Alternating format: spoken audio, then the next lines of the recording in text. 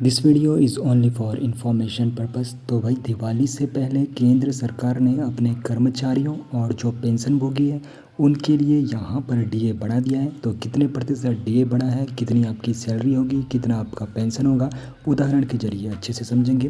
तो आपकी जो सैलरी है वो कितने रुपए बढ़ने वाली है तो वो भी हम यहाँ पर समझेंगे। तो एक एक करके विस्तार से समझते हैं। सबसे पहले जानेंगे डीए आखिर कितने प्रतिशत बढ़ा है। तो जो नंबर आप लोगों की स्क्रीन पर दिख रहे हैं, जी हाँ, डीए 3% बढ़ चुका है और इससे आपकी जो सैलरी है उसमें भी इजाफा होगा। हम ये भी जानेंगे आखिर डीए होता क्या है, डीआर होता क्या है। लेकिन उससे पहले आपको बताऊं, यह फैसला देश के लगभग 1.15 करोड़ लोगों को काफ़ी मदद देने वाला है, जो कि केंद्रीय कर्मचारी और पेंशनभोगी है उनको सीधे तौर पर फ़ायदा देगा। डीए 3% बढ़ने के कारण अब यहाँ पर आपकी सैलरी का भी हम अनुमान लगाएंगे। तो उससे पहले हम समझ लेंगे आखिर डीए और डीआर में क्या फ़र्क होता है। और सबसे पहले हम आज जानेंगे डीए के बारे में। डीए जिसको कहते हैं डियरनेस अलाउंसेस, तो ये एक महंगाई भत्ता होता है जो कर्मचारियों को उनकी जो बेसिक सैलरी होती है उस पर मिलता है ताकि वे बढ़ती महंगाई का सामना कर सकें। इसीलिए सरकार ने यहाँ पर डीए बढ़ाया है। अब समझते हैं डीआर क्या होता है। डीआर जिसको डियरनेस रिलीफ भी कहते हैं, तो ये महंगाई राहत होती है, लेकिन ये पेंशन भोगियों को उनकी जो बेसिक पेंशन होती है उस पर मिलती है, ठीक उसी प्रकार जिस प्रकार डीए होता है। अब ये तो आप लोगों ने समझ लिया। अब समझते हैं सैलरी का कैलकुलेशन। एक एग्जांपल के जरिए आप लोग अच्छे से समझ पाओगे डीए और डीआर जो 3% बढ़ा है उससे सैलरी पर क्या फ़र्क पड़ने वाला है। तो मान लीजिए किसी कर्मचारी की जो बेसिक सैलरी है यानी कि जो उसका मूल वेतन है 50,000 रुपये है और जो घोषणा हुई है डीए 3% बढ़ा है, तो उससे इनकी जो सैलरी आएगी कितनी आएगी। तो देखो डीए की जो दर पहले थी 55% थी, लेकिन अब 3% की वृद्धि डीए में हुई है, तो उससे अब जो नई डीए की दर है 58% है।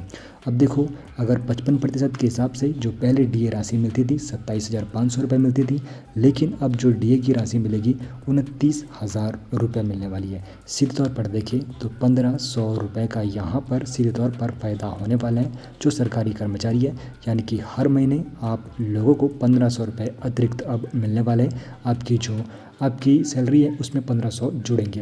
अब देखो जो पेंशन है यानी कि जो पेंशन भोगी है उन पर क्या असर होने वाला है, तो उन पर यहाँ पर एग्जांपल के जरिए आप लोग अच्छे से समझ पाओगे। यानी कि कोई पेंशनर है, उसकी जो बेसिक पेंशन है 25,000 रुपये है, ये हम मान के चल रहे। पहले डीआर की जो दर थी 55% थी, लेकिन अब 3% की वृद्धि हुई है, तो डीआर की जो दर हो चुकी है 58% हो चुकी है। तो 55% की डीआर की दर से 13,750 पहले डीआर राशि मिलती थी और अब डीआर राशि जो मिलेगी 14,500 रुपये मिलेगी। तो सीधे सीधे तौर पर यहाँ पर पेंशन भोगियों को 750 रुपये अतिरिक्त मिलने वाले और ये हर महीने अब मिलेंगे। अब यहाँ पर समझते हैं सरकार का क्या नज़रिया है। ये जो यहाँ पर कीमत है कितनी है, यानी कि कितना अब सरकार की जेब से जाने वाला है और कब से ये शुरू होने वाला है। तो देखो जनवरी 2025 में डीए 2% बढ़कर 53% से 55% हुआ था। फिर जुलाई 2025 में डीए 3% और बढ़ा और 55% से 58% हुआ और अक्टूबर 2025 से डीए का भुगतान किया जाएगा। तो बढ़ोतरी देखो 1 जुलाई 2025 से लागू हो गई थी और भुगतान अक्टूबर 2025 के वेतन के साथ होगा और इसी के साथ जुलाई, अगस्त और सितंबर का एरियर भी यहाँ पर मिलेगा। तो यहाँ पर 3 महीने का एरियर भी आपको मिलेगा, जो कि काफ़ी यहाँ पर आपको दिवाली से पहले फ़ायदा देने वाला है। तो सरकार की जेब से 10,084 करोड़ रुपए अब और निकलने वाला है, जो कि केंद्रीय कर्मचारी और पेंशन भोगियों को जाएगा। तो यह कदम कर्मचारियों और पेंशन भोगियों को महंगाई के दबाव से राहत देने के लिए उठाया गया है। तो आपकी इस बारे में क्या राय है हमें कमेंट सेक्शन में ज़रूर बताना। और एक सवाल आप लोगों के लिए हम छोड़ देते हैं कि महंगाई के सामने जो ये राहत केंद्र सरकार ने दी है आखिर कितनी बड़ी है।